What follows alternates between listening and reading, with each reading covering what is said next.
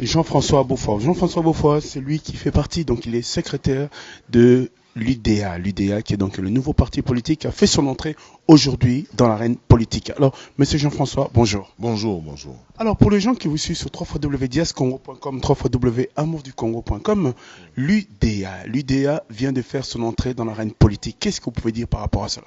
Non, UDA, Union démocratique africaine, ce n'est pas un nouveau parti politique, mais on vient de ressusciter des cendres.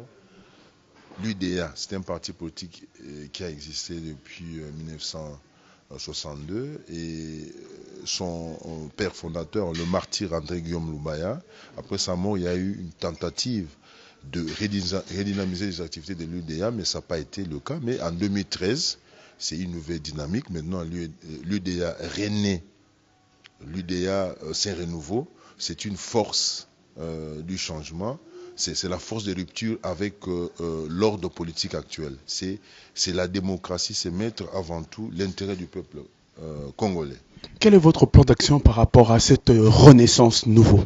Le plan d'action est très simple. En fait, c'est d'abord... on doit vulgariser notre parti tant au niveau du pays qu'à l'extérieur du pays. Donc là, je suis là. Dans quelques jours, je dois animer des conférences à Kinshasa, à l'université de Kinshasa, expliquant aussi aux Congolais les problématiques liées aux élections, hein, avec l'expérience que j'ai en tant que lobbyiste au Parlement européen, consultant, ainsi que consultant spécial aux Nations Unies. Voilà.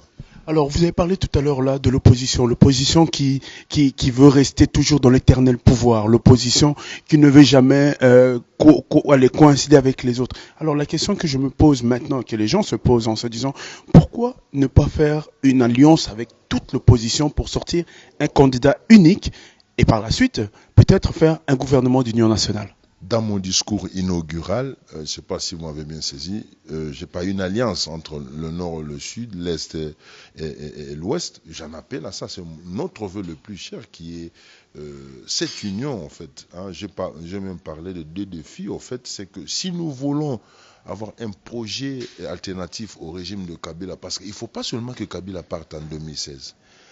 Kabila représente un système. Il faut que ce système parte en 2016. Et pour cela, il faut un projet des sociétés participatif et alternatif de toute l'opposition, d'une opposition plurielle. Voilà, c'est ça. Si nous voulons, aujourd'hui, nous critiquons ceux qui sont au pouvoir pour remplacer ce genre-là, mais nous devons avoir un projet, nous devons être aussi des démocrates. Si nous parlons de la démocratie, nous devons nous comporter comme des démocrates, en fait, voilà, pour y arriver. Alors, la dernière question pour les gens qui vous suivent sur www.diascongo.com, www.amourducongo.com, on se pose, est-ce que vous serez candidat pour les élections 2016? Oui, je serai candidat, mais à des hautes fonctions, mais je vais l'annoncer à Kinshasa, en fait. Il est trop tôt, en fait. Hein, je reste calme et serein, mais je serai candidat.